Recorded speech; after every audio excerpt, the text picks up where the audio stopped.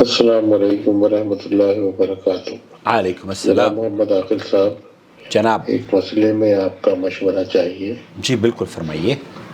حضرت، پراپرٹی سے متعلق آپ سے یہ معلوم کرنا چاہتا ہوں، اگر کسی کی پراپرٹی سیلف اونڈ ہے، مطلب اس نے اپنے آپ ہی بنائی ہے، جی بالکل۔ اس کے پیچھے دادا پردادا سے وہ اس کو نہیں ملی، تو کیا وہ اس پراپرٹی کو اپنے بچوں میں نہ تقسیم کر کے پوری کی پوری پراپرٹی کو وقف کر سکتا ہے یا ڈونیٹ کر سکتا ہے؟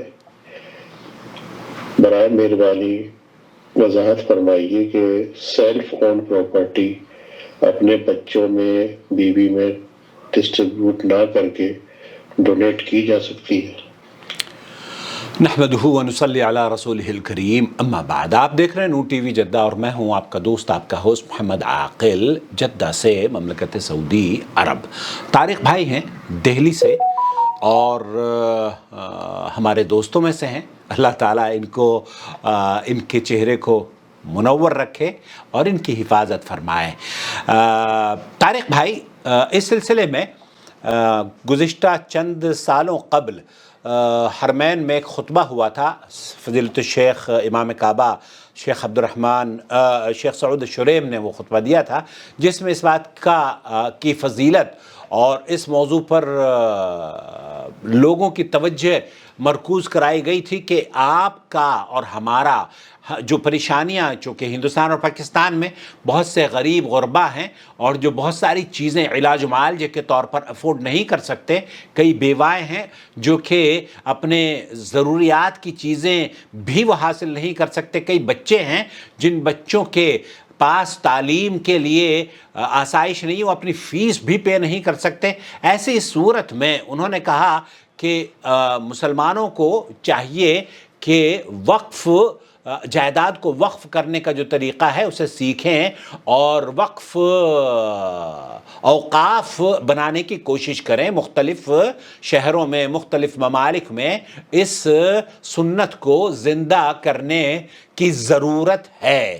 اب آپ یہ جاننا چاہ رہے ہیں، میری تفصیل سے طارق صاحب سے گفتگو ہوئی، انہوں نے بتایا کہ جو صاحب ہیں ان کے بچے ہیں اور الحمدللہ وہ بچے بھی اور یہ بھی ویل آف ہیں، اور جب میں ان کو ذکر کر رہا تھا تو مجھے یاد آیا وہ فاعل خیر جسے غالباً عبد الرحمن الراجحی رحمۃ اللہ علیہ جن کا نام تھا، اور ہندوستان، پاکستان، بلکہ پوری دنیا کے سب سے بڑے چیریٹیبل آرگنائزیشن کے وہ، کیونکہ انہوں نے جتنی بھی الراجحی جو بینک ہے نا، بینکنگ نیٹ ورک جو سعودی عرب میں ہے، غیر سودی نظام پر مبنی ہے، وہ بہت خیر کا کام کیا کرتے تھے۔ انہوں نے اپنی جائیداد کا اپنے بچوں کو دینے کے بعد ایک بہت بڑا حصہ، کئی بلین اور ٹریلین کے ریال میں تھا وہ، تو اس کو ڈونیٹ کر دیا تھا، وقف کر دیا تھا، اور وقف سے نیکی کے کام کیے جا رہے ہیں پوری دنیا میں۔ اور کیس حکومت تک پہنچا، ان کے بچوں نے کہا کہ ہمارے والد کا دماغ خراب ہو گیا ہے، انہوں نے تو سارے پیسے وقف کر دیے ہیں۔ تو کورٹ نے یہ فیصلہ لیا تھا کہ ان کا دماغ خراب نہیں ہوا ہے، ان کا دماغ درست ہے، اور انہوں نے جو کام کیا ہے وہ ہی مطلوب عمل ہے۔ تو میں آپ کو لے کر چلتا ہوں، سماحت الشیخ عبدالعزیز ابن باز مفتی مملکت سعودی عرب سے یہی سوال پوچھا جا رہا ہے۔ وہ یہ کہتے ہیں کہ میرے پاس ایک گھر ہے اور اس گھر کو میں وقف کرنا چاہتا ہوں، اور کوئی ایسی بندش بھی یا کوئی ایسی پریشانی بھی مجھے نہیں ہے، اور نہ ہی میرے بچوں کو بھی اس طرح کی کوئی پریشانی ہے، لیکن کئی جو وہ ہیں میرے رشتہ دار وہ اعتراض کرتے ہیں، اور وہی جو جیسے عبد الرحمن الراجحی غالباً تھے رحمۃ اللہ علیہ، الراجحی شیخ الراجحی کو یہ کہا گیا کہ آپ کا دماغ خراب ہو گیا ہے۔ تو شیخ بن باز کیا فرما رہے ہیں؟ وأربعة من سؤالهم حتى يتنازلوا حفظكم الله ورعاكم. الله عليه وأصحابه من اهتدى بهم. أما بعد فقد أوضح الله جل وعلا لكتابه. یہاں اللہ رب العالمین نے اپنی کتاب میں اور نبی کریم صلی اللہ علیہ وسلم نے سنت مطہرہ میں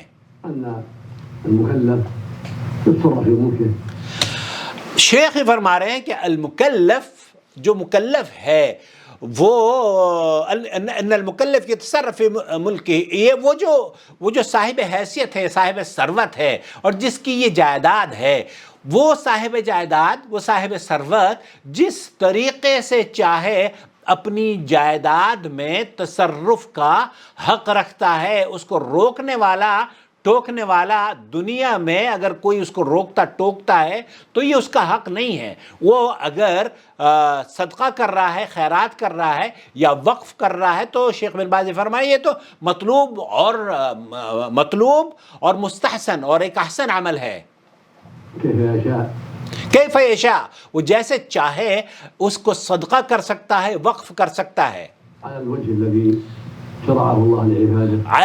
الذی شرع اللہ علی عبادہ. تو یہ بات بہت ضروری ہے کہ جب آپ اس کو صدقہ کر رہے ہیں یا اس کو وقف کر رہے ہیں تو اس وقف کرنے کی جو نوعیت ہے وہ یہ ہونی چاہیے کہ کوئی غیر شرعی کام اس کے تحت نہ پنپے، بلکہ آپ ایسے ٹرمز اینڈ کنڈیشن اور ایسے لوگوں کو، سلجھے ہوئے لوگوں کو اس میں ذمہ داری انوالو کر دیں جو کہ ایسے کاموں پر نظر رکھتا ہو. آپ دین کے کام کے لیے بھی اگر رکھتے ہیں نا تو دین کے کاموں میں بھی شیطان نے چور دروازے کھولے ہوئے ہیں. وہیں اب یہ جو خانقاہیں ہیں، خانقاہوں میں کیا ہوتا ہے، درگاہوں میں کیا ہوتا ہے، یہ وقف کی گئی عمارتیں ہیں، اور وہاں پر بعض کیسز تو یہ بھی دیکھنے میں آتے ہیں کہ جناب اعوذ باللہ، شرک کو تو بہرحال دنیا کا سب سے بڑا گناہ شرک وہ وہاں پر پنپتا ہے. تو ایسے کام نہیں کرنے چاہیے جو کہ معاصی پر مبنی ہو یا شرک و بدعات وہاں سے فروغ دی جاتی ہو. ولا حرج علیہ فی صدقہ، ولا حرج علیہ فی صدقہ، آپ صدقہ اور خیرات کر سکتے ہیں کلی طور پر بھی. او الوقف، او الوقف، وقف کرنے میں بھی کوئی ممانعت نہیں ہے. او الوصیہ، او الوصیہ، اور وہ آپ کی جو وصیت ہے اس کو بھی آپ کلی طور پر جیسے چاہیں کسی کو دینا تو دے سکتے ہیں. اذا کان مکلفا، اذا کان مکلفا، اگر وہ مکلف ہے اور وہ صاحب ثروت، مال اسی کا ہے. وانت بحمد اللہ اذا كنت بهذه الصفة، وانت الحمد للہ اذا كنت بهذه الصفة.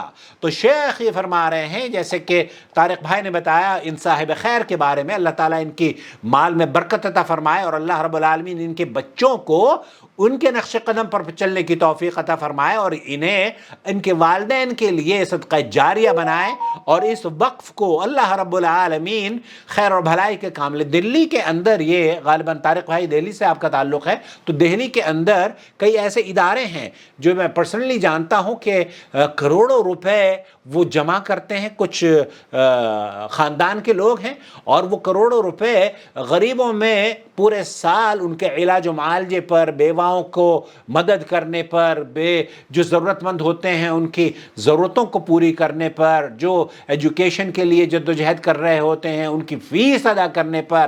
میں کئی ایسے دوستوں کو جانتا ہوں، ایسے میرے ساتھی ہیں جن کی ضروریات کو ان لوگوں نے پورا کیا ہے. تو یہ بہت ہی مطلوب اور مستحسن عمل ہے. لك ان توقف بيتك على من تشاء.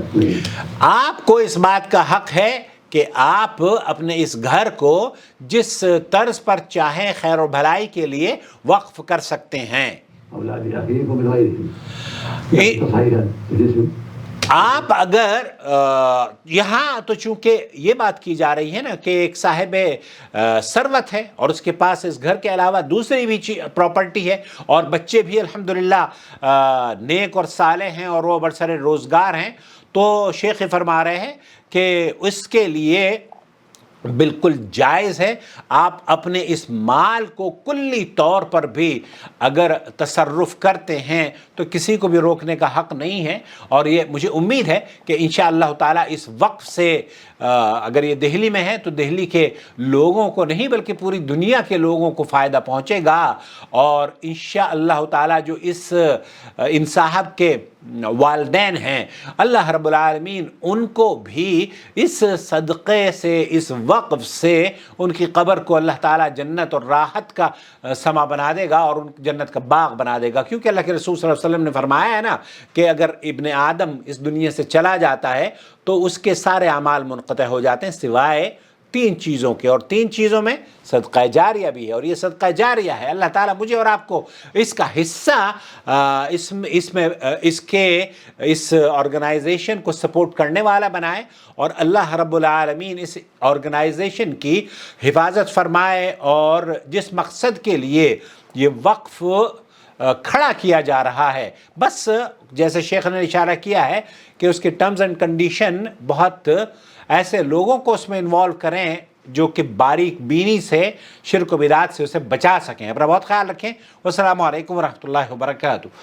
وما أرسلنا من قبلك إلا رجالا نوحي إليهم فاسألوا أهل الذكر إن كنتم لا تعلمون بالبينات والزبر وأنزلنا إليك الذكر لتبين للناس ما نزل إليهم ولعلهم يتفكرون أفأمن الذين مكروا السيئات أن يخسف الله بهم الأرض أو يأتيهم العذاب من حيث لا يشعرون